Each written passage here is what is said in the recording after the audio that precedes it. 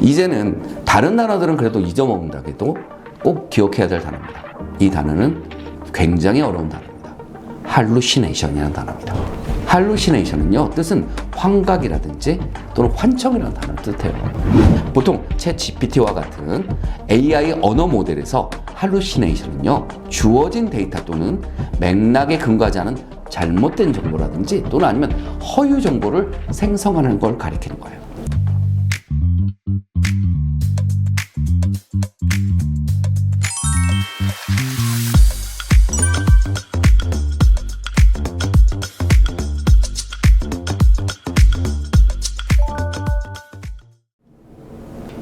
정원훈 박사의 챗GPT 연구소에 오신 것을 환영합니다. 벌써 5번째 시간입니다. 오늘은요, 챗GPT를 우리가 할 때 보통 우리가 질문하는 거라고 하죠. 그래서 그 질문하는 것, 좀 어려운 말로 우리는 이렇게 표현합니다. 프롬프트 엔지니어링이라고요. 그래서 프롬프트 엔지니어링의 기초를 하기에 앞서서 뭘 할 거냐면 기본적인 용어를 맞추려고 합니다. 여러분, 이런 거예요. 영어로 단어할 때 우리가 BOND라는 단어 혹시 아시나요? 제가 강의할 때마다 많이 쓰는 단어인데요. BOND 잘 모르시겠죠? 근데 앞에다가 우리 일반적인 사람들은 이 앞에 두 글자를 붙입니다. 뭐라고요? 50. 네, 그럼 어떻게 될까요? 50 본드예요. 그런데 BOND라는 단어를 증권가나 아니면 은행에다 물어보게 되면 채권이라고 합니다. 그러면 여기서 중요한 걸 알 수 있어요. 서로 쓰는 용어가 틀린 거잖아요. 그래서 그런 용어를 맞히는 작업을 오늘 5번째 시간을 해보겠습니다. 그래서 오늘 제목은 뭐냐면 챗GPT 질문하는 법 첫 번째 시간으로 프롬프트 엔지니어링 기초 용어 시간입니다. 네, 기초가 아니고 기초 용어 시간입니다. 오늘 영어 단어를 5개를 배울 거예요. 그 첫 번째 단어는요, 프롬프트란 단어입니다. 이 프롬프트는요, 형용사와 동사로 모두 쓰이는데요. 사전에서는 찾아보니까 즉각적인 또는 아니면 신속한 또는 질문 힌트 등을 주어서 말을 유도하다는 말이 있어요. 그런데 프롬프트를요, 인공지능 분야에서는 틀립니다. 이거는 거대 언어 모형, 즉 LLM에서는 응답을 생성하기 위한 입력값이라고 합니다. 뭐라고요? 이 응답을 생성하기 위한 입력값을 가리켜서 프롬프트라고 합니다. 근데 말이 길었죠. 근데 우리는 어떻게 생각하면 되냐? 우리 일반인들, 저랑 같이 약속을 합니다. 프롬프트는 뭐라고 할까요? 질문이다. 질문은 뭐다? 프롬프트다. 이렇게 생각하시면 됩니다. 자, 그러면 첫 번째 단어 프롬프트를 배웠죠? 이제 두 번째 단어 한번 공부해 보겠습니다. 그러면 질문을 했으니까 뭐가 되겠습니까? 네, 답변을 할 수 있어야죠. 그러니까 바로 엔소가 나오는데요. 사실 우리가 할 약속은 다른 단어입니다. 여러분, 영화 혹시 이런 영화 보셨나요? 아니면 게임을 하실 때요, 미션 컴플리티드 뭐 이런 단어가 있어요. 이런 말을 하는 경우가 있거든요. 미션 컴플리티드. 네, 미션을 완성했다는 말인데요. 사실 컴플리션이란 말이 우리가 오늘 약속할 답변이란 단어입니다. 즉 사전에 보면요, 완료 완성을 뜻하지만 인공지능 분야에서는 뭐라고 하냐면 답변이 이루어지는 기본값이라고 하는 거예요. 뭐라고요? 답변이 이루어진 기본값. 이걸 가리켜서 뭐라고 한다? 컴플리션이라고 합니다. 하지만 우리는 뭐라고 약속을 할 거냐면 컴플리션을 뭐라고 한다? 답변. 다시 한번 해보겠습니다. 컴플리션이 뭐다? 답변. 답변이 뭐다? 컴플리션. 벌써 2개의 단어를 외웠습니다. 첫 번째 단어가 뭐라고요? 프롬프트. 프롬프트가 뭐라고요? 질문. 그 다음에 답변은 뭐라고요? 컴플리션. 네, 벌써 2단어를 배웠죠? 자, 이번엔 3번째 단어를 한번 들어가 보겠습니다. 이 단어는 바로 돈이 되는 단어입니다. 아니요, 돈을 쓰는 단어입니다. 자, 바로 토큰이라는 단어입니다. 여러분, 토큰이라고 하면 딱 나이대가 등장을 해요. 그 나이대가 뭐냐면요, 이런 겁니다. 토큰은 나이가 많은 사람한테 물어보면 버스 회수권이라고 합니다. 우리 가면 띠딕 누리기만 하면 되잖아요, 카드 가지고. 그런데 이게 웃긴 건 뭐냐면요, 나이가 어느 정도 되신 50대의 사람들은 뭐라고 하냐면 이거를 회수권이라고 합니다. 즉 이게 동그라미에다가 구멍이 뚫려 있어요. 그걸 내고 다녔대요. 그래서 버스 얼라이 뭐 이렇게 했대요. 근데 이 토큰이라는 단어가 버스 회수권이었는데, 이 명사와 형용사로 되어 있는 단어지만 단어 뜻을 보게 되면 화폐 대용으로 쓰는 토큰 또는 아니면 상품권 또는 교환권 그리고 약속, 합의 등을 지키겠다는 증표를 뜻하는 것입니다. 근데 이거를 언어학 분야에서는 뭐라고 하냐면, 저희 읽어보겠습니다. 단어 한 개 혹은 구두점 한 개를 지칭하는 말, 뭉치, 코퍼스의 최소 단위를 가리키는 말입니다. 여기서 기억할 단어. 앞에가 어려웠어요. 뭐 단어 한 개 혹은 구두점 한 개를 지칭하는 말뭉치의 최소 단위다. 근데 우리 여기서 기억할 건 딱 하나요. 뭐라고요? 최소 단위. 다시 한번. 토큰은 이제 뭐라고 약속할 거냐면 최소 단위라고 할 겁니다. 예를 들면 하나의 키워드나 연산자 또는 구두점을 가리키는 말이에요. 다시 한번. 토큰은 뭐다? 최소 단위예요. 이게 왜 중요하냐면요. 사실 프롬프트에 들어갈 수 있는 데이터 총량이 있어요. GPT-3은 뭐였냐면 4.96 토큰이었고요. GPT-4는 25,000 토큰이었어요. 그리고 토큰이 일반적으로 영어에 4개의 알파벳으로 0.75로 계산되거나 또는 1토큰을 한글로는요.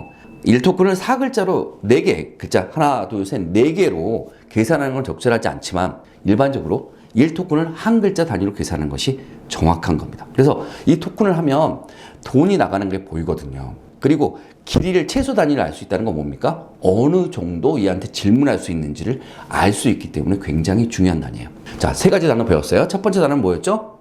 네, 프롬프트, 질문이었어요. 두 번째 단어는 뭐였어요?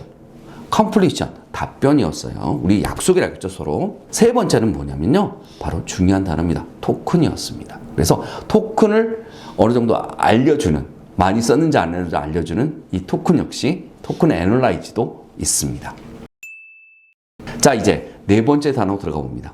이 단어는 사실은 정말 중요한 단어지만 우리한테는 별로 중요하잖아요. 왜냐하면 이거는 우리가 보통 GPT라고 하는 LMM들 있잖아요. 얘네들이 학습을 한 다음에 그럼 완벽하게 학습을 했다고 해서 데이터셋을 학습을 시키거든요. 그게 사람과 똑같아질까요? 아니에요. 사람의 손길이 닿아야 돼요. 그걸 뭐라고 하냐면 파인 튜닝이라고 하거든요. 파인이라는 단어 보고 시게 되면 뭐가 나올까요? 저 때는요 이런 걸 배웠어요. How are you 하면 뭐라고 나오냐면 I'm fine, thank you 다음에 and you를 붙였어요. 그래서 물어보면 I'm fine 이렇게 나왔거든요. 그 fine이 이때는 좋다는 표현인데 사실은 미세한이라 하는 말과 정교한이라는 말이 있어요. 그러면 미세먼지를 뭐라고 할까요? fine dust라고 하는 거하고 똑같습니다. 그럼 fine tuning에서 fine은 사실은 좋다가 아니라 미세한 또는 아니면 정교한이라는 뜻이고요. 그 다음에 튜닝은 뭘까요? 튜닝은 조율하는 거예요. 그래서 음을 정확히 맞추는 걸 가리키는 말입니다. 그러면 파이 튜닝은요, 뭔가를 정교하게 조정하거나 미세하게 바꾸는 걸 가리키는 거예요. 그렇다면 파인 튜닝은요, 추가적인 훈련이나 안내를 통해서 더 똑똑하게 만들고 더 잘 이해하게 돕는 걸 가리키는 겁니다. 사실 2022년 11월 30일 날 챗GPT가 나왔잖아요. 그럼 언제까지 학습을 시켰냐면 2021년 11월 30일까지 시켰어요. 그리고 그 1년 동안은 뭘 했을까요? 파인 튜닝을 했다고 합니다. 좋아요 누르고 아프리카에 있는 사람들이 영어를 할 수 있는 똑똑한 사람들이 앉아가지고 좋아요 누르면서 거기에 대해서 파인 튜닝을 했기 때문에 그렇게 좋아졌습니다. 이제는 다른 단어들은 그래도 잊어먹는다고 해도 꼭 기억해야 될 단어입니다. 이 단어는 굉장히 어려운 단어입니다. 할루시네이션이라는 단어입니다. 할루시네이션은요, 뜻은 환각이라든지 또는 환청이라는 단어를 뜻해요. 보통 챗 GPT와 같은 AI 언어 모델에서 할루시네이션은요, 주어진 데이터 또는 맥락에 근거하지 않은 잘못된 정보라든지 또는 아니면 허위 정보를 생성하는 걸 가리키는 거예요. 그래서 이 용어를 사용하는 이유는요, 보통 인터넷 바닷속에서는 어떤 정보들이 많잖아요. 그 정보를 가지고 이제 가져왔겠죠. 그리고 학습을 시켰겠죠. 그러면 이것이 거짓인지 참인지 구별하지 못하기 때문에 이 단어를 사용합니다. 그래서 AI 모델은요, 정확하지 않거나 사실이 아닌 것처럼 보이는 출력물을 생성할 때 이러한 문제가 발생하는 것입니다. 그래서 할루시네이션은 단어가 굉장히 중요합니다. 초창기에는 제가 이렇게 3글자로 가르쳤어요. 할루시네이션을 뭐라고 하냐면요, 거짓말이라고 가르쳤거든요. 그런데 최근에는 그걸 바꿨어요. 왜냐하면 이 LMM도 발전하고 학습을 해서 뭐가 되었냐면요, 이게 점점 정교화됐어요. 근데 LMM은 뭘 가지고 있냐면 이게 조건부 확률에 의한 확률 모형에 의해서 뽑는 거예요. 그럼 태생적으로 거짓말을 할 수밖에 없어요. 99% 몇 %라더라도. 그러니까 할루시네이션을 잊어버리면 안 되겠죠. 그래서 요즘은 제가 할루시네이션을 뭐라고 가르치냐면요, 뒤통수라고 가르칩니다. 자, 그럼 다시 한번 우리 영어 단어 몇 개 배웠다고요? 5개 단어 배웠어요. 첫 번째 단어 뭐라고요? 프롬프트. 이거는 뭐라고요? 질문. 두 번째 단어는 뭐라고요?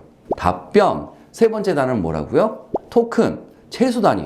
네 번째 단어는 뭘 배우셨습니까? 파인 튜닝. 다섯 번째 단어는요, 정말 중요한 단어라겠죠? hallucination. 우리끼리 약속인 거예요. 뭐라고? 뒤통수. 따라서 뒤통수 안 맞으려면 노력을 하겠습니다. 자, 마지막 단어입니다. 마지막으로는 컨텍스트라는 단어인데요.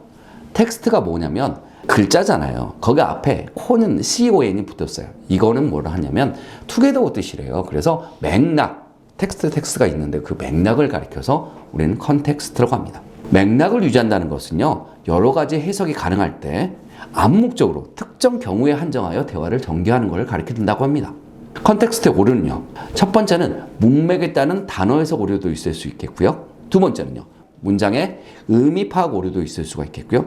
세 번째는요, 편향된 데이터에 의해서 발생하는데 이걸 극복하는 방법이 뭐가 있을까요? 첫 번째는요, 꼬리꼬리 무는 질문, 꼭꿍. 두 번째는요, 새로운 대화창으로 다시 이야기하는 거.